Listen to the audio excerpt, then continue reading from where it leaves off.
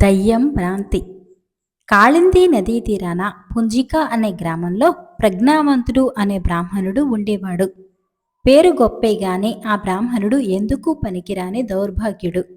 కాకి ముక్కుకు దొండపండు కట్టినట్టుగా ఆ పనికి మాలిన వాడికి సులోచన అనే పిల్లనిచ్చి వివాహం చేయటానికి నిశ్చయించారు. ముహూర్తం నిశ్చయమైంది. సులోచనను పెళ్లి కూతుర్ని చేశారు. ఆమెకు ఈ పెళ్లి ఎంత మాత్రం ఇష్టం లేదు. కాని తన మొల ఆలకించేవారు లేరు. అందుచేత ఆమె ఆత్మహత్య చేసుకోవటానికి నిశ్చయించింది. పెళ్లినాడు ఉదయం మసక చీకట్లో ఆమె బిందె చంకన పెట్టుకుని కాళిందీ నదికి వెళ్ళింది. బిందె ఒడ్డున పెట్టి నదిలోకి ఉరకబోతుండగా వెనుక నుంచి ఎవరో ఆమెను పట్టుకున్నారు. సులోచనను ఆ విధంగా ఆత్మహత్య చేసుకోకుండా ఆపినవాడు విత్తకర్మ అనే యువకుడు. అతడు దక్షిణాన కుంభకోణం నగరంలో వ్యాపారం చేస్తూ అక్కడే ఉండిపోయాడు. అతను పెళ్లి చేసుకునే ఉద్దేశంతో స్వదేశానికి వచ్చాడు. చాలామంది కన్యలను చూశాడు. కానీ అతనికి ఒక్కరూ నచ్చలేదు. ఇంకా ఇతర గ్రామాలలో చూస్తామని అతను గుర్రం మీద నది వెంబడిస్తూ వస్తూ దూరం నుంచే సులోచనను చూసి ఆగి గుర్రం దిగి ఆమెను సమీపించాడు. ఆమె వెనక్కి తిరిగి చూసుకుంటూ రావటం అతనికి అనుమానం కలిగించింది. అతను అలా అనుమానించబట్టే దేవుడల్లే అడ్డుపడి ఆమె ప్రాణం రక్షించగలిగాడు. పెళ్లికూతురి వేషంలో ఉండి ఇదేం పని, నువ్వెవరవు అని విత్తకర్మ సులోచనను అడిగాడు. ఆమె దాచకుండా జరిగినదంతా చెప్పి, అలాంటి భర్తను చేసుకునే కన్నా చచ్చిపోవటం మంచిదనిపించింది. మీరు సమయానికి వచ్చి నా ప్రయత్నం కాస్త పాడు చేశారు అంటూ కంటనీరు పెట్టుకున్నది. మంచి పనే జరిగింది. నా వెంట వస్తావా? నేను కన్య కోసమే తిరుగుతున్నాను. ఎందరినో చూశాను కానీ నీ వంటి అందగత్తె నాకు కనిపించలేదు. దక్షిణ దేశంలో మీ వాళ్లకు దూరంగా ఉండటం అభ్యంతరం లేకపోతే నిన్ను తీసుకుపోయి పెళ్లాడతాను అన్నాడు విత్తకర్మ. ఆత్మహత్య చేసుకుందామన్నప్పుడే నేను అందరినీ వదిలేశాను. వారు నాకు చేసిన మేలేమిటి? నన్ను చావనిచ్చారు కారు. కనుక ఇక నన్ను మీరే భరించి భార్యను చేసుకోండి అన్నది సులోచన దీనంగా. విత్తకర్మ ఆమెను తన గుర్రం మీద ఎక్కించుకుని తెల్లవారే లోపునే 3 గ్రామాలు దాటి నేరుగా కుంభకోణానికి వెళ్ళిపోయాడు. వారిద్దరూ బయలుదేరిన కొంతసేపటికి ఊళ్ళో వాళ్ళు కొందరు రేవుకు వచ్చి ఒడ్డున విన్న బిందెను చూశారు. ఎవరో ఏట్లో పడిపోయారని ఊరంతా చెప్పారు. బిందెను బట్టి సులోచన ఎక్కడా కనిపించకపోవటాన్ని బట్టి పెళ్లి కూతురే ఏటికి ఎరా అయిందని రూఢి అయిపోయింది.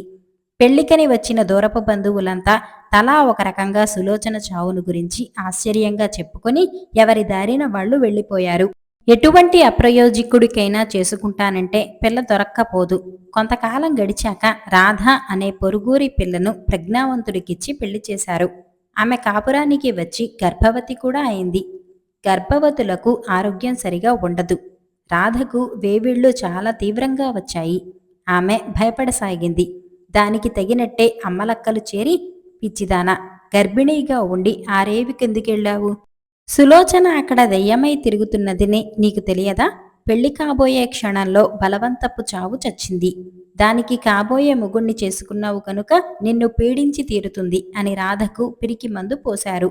రాధకే కాక కడుపులో ఉండే బిడ్డకు కూడా అపాయం జరుగుతుందేమోనని ప్రజ్ఞావంతుడు అంజనాలు వేయించాడు. సోదె అడిగించాడు. ఎంతమందిని అడిగినా అందరూ సులోచన దయ్యమై పట్టిందని చెప్పేవాళ్లే. ప్రజ్ఞావంతుడికి దెయ్యంలో బాగా నమ్మకం కుదిరింది. అతను చుట్టుపక్కల ఉండే భూత వైద్యులను, మాంత్రికులను రప్పించి ముగ్గులు వేయించి మంత్రాలు చదివించి తన భార్యకు తాయెత్తులు కట్టించాడు. ఒకరి తర్వాత ఒకరుగా 4 మాంత్రికులు దెయ్యాన్ని భూస్థాపితం చేశారు.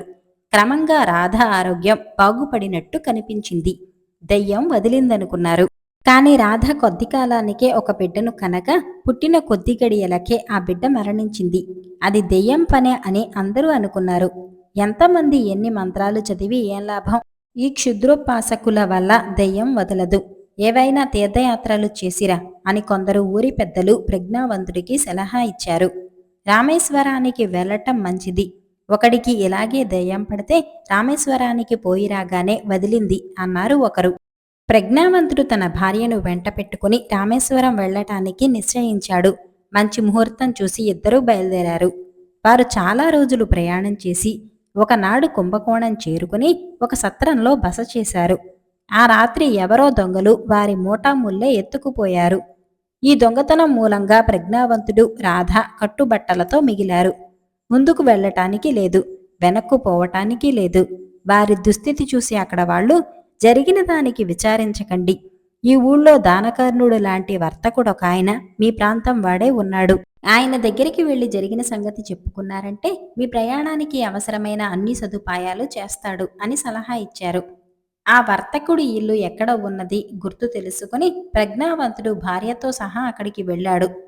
భర్త వర్తకుడితో మాట్లాడే సమయంలో రాధ వర్తకుడి భార్య వద్దకు పోయి తనకు సులోచన ఎలా దయ్యమై పట్టింది, ఆ దయ్యాన్ని వదిలించటానికి తాము ఎలా రామేశ్వర యాత్ర బయలుదేరింది, తమ సొత్తు దొంగలు ఎలా అపహరించినది వివరంగా చెప్పింది. అంతా విని ఆ వర్తకుడి భార్య తన ఒంటిన ఉన్న నగలన్నీ తీసివేసి మామూలు చీర ధరించి తన భర్తతో మాట్లాడుతున్న ప్రజ్ఞావంతుడిని తన వద్దకు తీసుకురమ్మని నౌకర్ను పంపింది. ప్రజ్ఞావంతుడు వచ్చాడు, కాని వర్తకుడి భార్య కేసి చూడలేదు. ఏమయ్యా, నన్నెప్పుడైనా చూసిన జ్ఞాపకం ఉన్నదా అని అడిగింది వర్తకుడి భార్య. ప్రజ్ఞావంతుడు ఆమెకేసి కొంచెంసేపు చూసి సులోచన అని గుర్తించి నోట మాట రాక రాతి బొమ్మలాగా నిలబడిపోయాడు. సులోచన రాధకేసి తిరిగి, చూసావా అమ్మా, నేను దయ్యమై పట్టాననే భ్రమతోనే మీరు ఇన్ని తిప్పలు పడుతున్నారు. దయ్యమంటే భ్రమేనని ఇప్పటికైనా తెలుసుకుని ఇంటికి పోయి సుఖంగా ఉండండి అంటూ ఆ దంపతులకు తన వృత్తాంతమంతా తెలియచేసింది. ప్రజ్ఞావంతుడు రాధ 2 రోజుల పాటు సులోచన ఎంట అతిథులుగా ఉండి ఆమె వద్ద తిరుగు ప్రయాణానికి డబ్బు తీసుకుని తమ గ్రామానికి వెళ్ళిపోయారు. విషమ పరీక్ష. ఒకసారి మలయాళ రాజు అక్బరు పాదుషాకు ఈ విధంగా వర్తమానం చేశాడు. మీరు సాధ్యమైనంత త్వరలో ఈ 4 వస్తువులు మాకు పంపాలి. ఉత్తమ జన్మ గల హీన వ్యక్తి, నీచ జన్మ గల ఉత్తమ వ్యక్తి, ఒక ఊర కుక్క, సింహాసనం అధిష్ఠించిన గాడిద. సాధ్యమైనంత త్వరలో ఈ 4ంటిని మాకు పంపకపోయినట్టయితే మన మధ్య యుద్ధం జరగటానికి సిద్ధంగా ఉండగలరు. ఈ ఉత్తరం చూసుకుని అక్బరు దీర్ఘంగా యోచించాడు. మలయాళ రాజు కోరినవి దొరకటం అసంభవం, అంచేత యుద్ధం తప్పదని ఆయనకు తోచింది. ఆయన బీర్బలకు సంగతంతా చెప్పి నీ సలహా ఏమిటని అడిగాడు. బీర్బల్ కొంచెంసేపు ఆలోచించి, ఈ వస్తువులు ఉన్నపళంగా సంపాదించటం కష్టం, 1 సంవత్సరం గడువు అడుగుతూ జవాబు పంపండి అన్నాడు. పాదుషా అలాగే చేసి, ఈ కార్యభారమంతా నీ మీదనే పెడుతున్నాను, ఇది ఇతరుల వల్ల అయ్యే పని కాదు అన్నాడు. చిత్తం, దీని సంగతి నేనే చూస్తాను. ఎప్పటి నుంచే నన్నా పనిలో నియోగించండి. ఖర్చులకు గాను నాకొక 1,00,000 రూపాయలు ఇప్పించండి అన్నాడు బీర్బల్. పాదుషా మంజూరు చేసిన 1,00,000 రూపాయలు ఖజానా నుంచి తీసుకుని షావుకారు వేషం ధరించి మేలుజాతి అరబ్బీ గుర్రం మీద బీర్బల్ మర్నాడే మలయాళానికి బయలుదేరి వెళ్ళాడు. అతను మలయాళ రాజధానిలో రాజవీధిలో కొత్వాలు కచేరీకి ఎదురుగా ఉన్న మేలైన బంగళా అద్దెకు తీసుకుని వడ్డీ వ్యాపారస్తుడిగా స్థిరపడ్డాడు. త్వరలోనే అతనికి కొత్వాలుకు మంచి దోస్తీ అయింది. బీర్బల్ కొత్వాలును తరచూ తన ఇంటికి పిలిచి బ్రహ్మాండంగా విందులు చేస్తూ ఉండేవాడు. కొత్వాలు కూడా బీర్బల్కు అన్ని విధాలా సహాయం చేస్తూ ఉండేవాడు. ఊరికెవరైనా మంచి గాయకులు, వర్తకులు వచ్చినట్టయితే కొత్వాలు వారిని బీర్బల్కు పరిచయం చేస్తూ ఉండేవాడు. బీర్బల్ వాళ్ల చేత పాడించి ఆడించి వారికి మంచి సన్మానాలిచ్చి పంపుతూ ఉండేవాడు. ఒకసారి రంభ అనే నర్తకి ఇలాగే బీర్బల్ వద్దకు వచ్చి ఆడి పాడి అతన్ని, అతని అతిథులను తన విద్యా కౌశలంతో ఎంతో మెప్పించింది.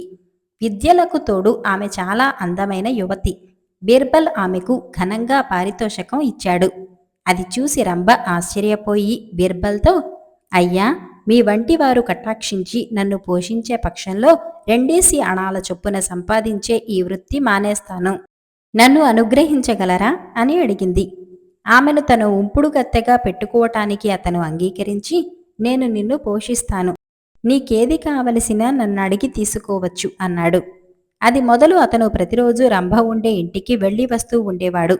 వారిద్దరూ ఎంతో అన్యోన్యంగా ఉండేవాళ్లు. బీర్బల్ తన ఇంటికి వచ్చి వెళ్ళినప్పుడల్లా రంభ చాలా బాధపడేది. కొంతకాలం గడిచింది. ఒకనాడు కొత్వాలు బీర్బల్ను, మీరెందుకు పెళ్లాడారు గారు అని అడిగాడు. ఉత్తమ వంశంలో పుట్టిన స్త్రీ దొరికితే పెళ్లాడటానికి నాకేమీ అభ్యంతరం లేదు అన్నాడు బీర్బల్. కొన్నాళ్లయ్యాక కొత్వాలు బీర్బల్కు ఒక సంబంధం తెచ్చాడు. కన్య గొప్ప వంశానికి చెందినది. బీర్బల్ ఆమెను పెళ్లాడటానికి ఒప్పుకున్నాడు. ఆమె పేరు మనోరమ. మనోరమకు బీర్బల్కు అత్యంత వైభవంగా పెళ్లి జరిగింది. బీర్బల్ తన భార్యలో ఆత్మాభిమానం ఉన్నదో లేదో తెలుసుకోవటానికి ఆమెను హీనంగా చూడసాగాడు. ఆమె సహించి ఊరుకున్నది. ఒకనాడతను అంగడిలో పుచ్చకాయ ఒకటి కొని దానికి ఘాటు పెట్టి ఒక మూసిన ఎర్రటి గుడ్డలో మూటకట్టి ఇంటికి తీసుకుపోయి మనోరమతో, చూడు, నేను రాజకుమారుడి తల నరికి తెచ్చాను. దీన్ని ఈ పెట్టెలో పెట్టి తాళం వేస్తున్నాను. ఈ రహస్యం బయటపెట్టావంటే నీ వీపు బద్దలవుతుంది అని చెప్పి బయటకు వెళ్ళాడు. తన భర్తను కొంత దూరం పోనిచ్చి మనోరమ ఇల్లెగిరిపోయేటట్టు కేకలు వేయసాగింది. కొత్తవాళ్ళు పరిగెత్తుకుంటూ వచ్చి, ఏమిటి, ఏమైంది అని అడిగాడు. ఇంకేం కావాలి, నువ్వే నాకీ పెళ్లి చేసి నరకంలో తోశావు. నా మొగుడు వట్టి పశువు, నా బాధలు నీకేమర్థమవుతాయి. ఆ పశువు రాజకుమారుడి తల నరికి తెచ్చి ఈ పెట్టెలో భద్రంగా దాచాడు. ఈ సంగతి ఎవరితోనన్నా చెబితే నాకు కూడా ఇదే గతి పడుతుందన్నాడు అంటూ మనోరమ అంతా చెప్పేసింది. ఈ వార్త వింటూనే కొత్వాలు షావుకారును బంధించి తెమ్మని తన భటులను ఆజ్ఞాపించాడు. భటులు బీర్బల్ను వెతికి పట్టుకొని అతని చేతులకు వేడీలు వేసి కొత్వాలు వద్దకు ఈడ్చుకొచ్చారు. ఇదంతా ఏమిటి, నేనేం నేరం చేశాను అని బీర్బల్ కొత్వాలును అడిగాడు. నోరు ముయ్యి తుచ్చుడా, నువ్వెలాంటి వాడివని నాకు తెలియదు. త్వరలోనే తగిన శిక్ష అనుభవిస్తావులే అంటూ కొత్వాలు బీర్బల్ను రాజసమక్షానికి తీసుకుపోయి, మహారాజా, ఈ పిశాచం రాజకుమారుణ్ణి హత్య చేసి ఆ సంగతి బయట పెడితే తన భార్యను చంపేస్తానని బెదిరించాడు అని ఫిర్యాదు చేశాడు. రాజు కోపోద్రేకంతో, దుర్మార్గుణ్ణి ఉరితీయండి అన్నాడు. ఆయన విచారణ లాంటిది ఏమీ జరపలేదు. ఈ దుర్మార్గుణ్ణి వధ్యస్థానానికి తీసుకుపదండి అన్నాడు కొత్వాలు తన భటులతో. బీర్బల్ దారిలో తన నౌకర్లను చూసి, వరే, మీరింటికి వెళ్ళి అమ్మగారితో నన్ను ఉరితీయబోతున్నారని చెప్పండి. ఆమె ఏమనేది నాకు చెప్పండి అన్నాడు. నౌకర్లు మనోరమ దగ్గరకు వెళ్ళి తమ యజమానికి ఉరిశిక్ష పడిందని చెప్పారు. పడితే పడని, చేసిన దానికి అనుభవించక తప్పుతుందా ఏమిటి, నేనేం చేయగలను అన్నది మనోరమ. నౌకర్లు తిరిగి వచ్చి మనోరమ అన్న మాటలు చెప్పారు. బీర్బల్ వాళ్లను రంభ ఇంటికి వెళ్ళి ఈ మాటే చెప్పమన్నారు. వాళ్లు వెళ్ళాక అతను కొత్వాలుతో తనను రంభ ఇంటి మీదుగా తీసుకుపోమ్మని కోరాడు. కొత్వాలు సరేనన్నాడు. కొత్తవాలు భటులు బీర్బల్ను తన ఇంటి ముందుకు తెచ్చేసరికి రంభ వారి కోసం ఎదురుచూస్తున్నది. ఆమె కొత్తవాలు ద్వారా బీర్బల్ నేరం గురించి తెలుసుకుని అతని చేతిలో 200 రూపాయల సంచి పెడుతూ, మీరొక్క గంట సేపు ఈ చెట్టు కింద ఆగి ఉండండి. అప్పటికీ నేను రాకపోతే మీరు వెళ్ళిపోవచ్చు అని చెప్పింది. కొత్తవాలిందుకు సంతోషంగా ఒప్పుకున్నాడు. రంభ తనకున్న దుస్తులలోనూ ఆభరణాలలోనూ మేలైనవి ధరించి రాజుగారిని చూడపోయింది. రాజు రంభలోని ఆకర్షణ చూసి దిమ్మెరపోయి, నీ కోరిక ఏమిటో నాతో నిర్భయంగా చెప్పవచ్చు, తప్పక తీరుస్తాను అన్నాడు. షావుకారు చేసిన నేరాన్ని క్షమించి ఆయనకిచ్చిన ఉరిశిక్ష ఉపసంహరించమని రంభ కోరింది. షావుకారు చేసిన నేరమేమిటో కూడా మరిచిపోయిన రాజు ఉరిశిక్షను రద్దు చేస్తూ పత్రం రాసి రంభ చేతికిచ్చాడు. దాన్ని చూడగానే కొత్వాలు బీర్బల్ను విడిచిపెట్టాడు. రంభ బీర్బల్ను తన ఇంటికి తీసుకుపోయింది. అక్కడ అతను ఆమె కళ్ళ నుంచి ఏకధారగా కారే ఆనందాశ్రువులను తుడుస్తూ, పిచ్చిదానా, ఎందుకు కంగారు పడ్డావు? ఇదంతా ఒక రాచకార్యం కోసం ఆడిన నాటకం. నేనిప్పుడు నా దేశానికి తిరిగి వెళ్ళాలి. మళ్ళీ త్వరలోనే ఇక్కడికి తిరిగి వచ్చి నిన్ను కూడా వెంట పెట్టుకుపోతాను అన్నాడు. అతను వెళ్ళిపోతానన్న మాటకు రంభ మీద పిడుగుపడ్డట్టయింది. కాని బీర్బల్ ఎంతో ప్రేమ చూపి ఆమెను ఊరడించి ధైర్యం చెప్పాడు. రంభ వద్ద సెలవు పుచ్చుకొని అతను సపరివారంగా ఢిల్లీకి తిరిగి వచ్చి మలయాళ రాజు కోరిన 4 సాధించాను అని అక్బర్కు తెలిపాడు. భేష్, సమస్య తీరిపోయింది. అవి ఎక్కడ ఉన్నాయి అన్నాడు అక్బర్ పరమానందభరితుడై. మలయాళ రాజధానిలోనే ఉన్నాయి. తమరు నాకు అధికారం దయచేసినట్టయితే నేను మలయాళ రాజు వద్దకు తమ దూతగా వెళ్ళి వాటిని ఆయనకు చూపుతాను అన్నాడు బీర్బల్. అక్బర్ ఆ ప్రకారమే ఉత్తరం రాసి సంతకం చేసి రాజముద్రతో సహా బీర్బల్కు ఇచ్చాడు. బీర్బల్ పెద్ద పరివారాన్ని వెంట పెట్టుకుని అధికారరీత్యా మలయాళ రాజు వద్దకు వెళ్ళి అక్బర్ పంపిన ఉత్తరాన్ని అందించాడు. మలయాళ రాజు ఆ ఉత్తరం చదువుకొని ఆ 4 వస్తువులు ఎక్కడా అని అడిగాడు. ఇప్పుడే తమ ఎదుట ఉంచుతాను అంటూ బీర్బల్ రంభను మనోరమను తీసుకురమ్మని తన నౌకర్ను పంపాడు. వాళ్ళు వచ్చారు. అప్పుడు బీర్బల్ రాజుతో ఇలా అన్నాడు. నేను వడ్డీ వ్యాపారిలాగా నటిస్తూ ఈ నగరంలో కొత్వాలు గారి కచేరీకెదురుగా నివసిస్తున్నాను. కొత్తవాలు గారికి నాకు మంచి స్నేహం ఏర్పడింది. వారే ఈ మనోరమ అనే ఆమెను నాకు భార్యగా కుదిర్చి మా వివాహం జరిపించారు. ఆమె ఉత్తమ వంశంలో పుట్టినది. ఆమె ఉదారత పరీక్షించాలని నేను ఒకనాడు ఒక పుచ్చకాయను గుడ్డలో చుట్టి ఇంటికి తెచ్చి అది రాజకుమారుడ తల అని ఆ విషయం రహస్యంగా ఉంచమని చెప్పి పని మీద వెళ్ళాను. వెంటనే ఆమె పెద్ద గడబిడ చేసి నేను రాజకుమారుణ్ణి హత్య చేశానని కొత్తవాలు గారికి ఫిర్యాదు చేసింది. తర్వాత నాకు మరణశిక్ష కూడా విధించారు. ఆ వార్త విని ఈ నా భార్య నన్ను కాపాడుకునే ప్రయత్నం ఏమీ చేయకపోగా పేడ విరగడైందని సంతోషించింది. కనుక ఈమె ఉత్తమ జన్మహీనురాలు. రాజు ఆ మాటకు ఒప్పుకున్నాడు. బీర్బల్ తిరిగి ఇలా అన్నాడు: ఈ రంభ పాడి ఆడి పొట్ట పోసుకునేది, హీన జన్మ కలది. కాని ఈమె నన్ను వాస్తవంగా ప్రేమించింది. నా మరణశిక్ష గురించి విని ఈమె ఎంతగానో దుఃఖించింది. చివరకామె నా శిక్షను రద్దు చేయించిన సంగతి తమకు తెలుసు. ఈమె హీన జన్మ గల ఉత్తమురాలు. రాజు దానికి కూడా ఒప్పుకున్నాడు. ఇక మూడవది ఊరకుక్క. ఊరకుక్క మరెవరో కాదు, మన ఎదుట ఉన్న ఈ కొత్వాలే అన్నాడు బీర్బల్. కొత్వాలు మండిపడుతూ, నన్ను ఊరకుక్క అంటావా అన్నాడు. ఆ మాట రుజువు చేయగలను. అది తిండి పెట్టేవాణ్ణి యజమానిగా భావించి తోక ఆడిస్తుంది. మీరు ఊరకుక్కలాగే నా వల్ల లాభం పొందినంత కాలము నాకు ఆప్తమిత్రుడల్లే నటించారు. మనోరమ ఫిర్యాదు చేయగానే నిజం ఆరా తీయకుండానే రాజుగారివ్వబోయే బహుమతికి కక్కుర్తిపడి నాకు వచ్చిన కష్టం గురించి కొంచెమైనా విచారం లేకుండా నాకు ద్రోహం చేశారు. ఇది ఊరకొక గుణం కాదా అన్నాడు బీర్బల్. రాజు ఆ మాటకు ఒప్పుకున్నాడు.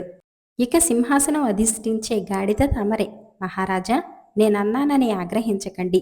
నేను రాజకుమారుణ్ణి హత్య చేశానని వింటూనే నాకు మరణదండన విధించారు కదా. ఆ నేరం నిజంగా జరిగిందో లేదో కూడా విచారించకపోవటం గాడిద లక్షణం కాదా అన్నాడు బీర్బల్. బీర్బల్ మాటలలోని నిజాన్ని రాజు అంగీకరించక తప్పలేదు. ఆయన అతన్ని కొద్ది రోజుల పాటు తన అతిథిగా ఉంచుకుని కానుకలిచ్చి పంపేశాడు. బీర్బల్ రంభను మనోరమను కూడా వెంట పెట్టుకుని ఢిల్లీ వెళ్లి అక్బర్కు జరిగినదంతా చెప్పి ఇంత విషమ పరీక్షలో నెగ్గినందుకు పాదుషా నుంచి ఒక మంచి జాగీరు బహుమానంగా పొందాడు.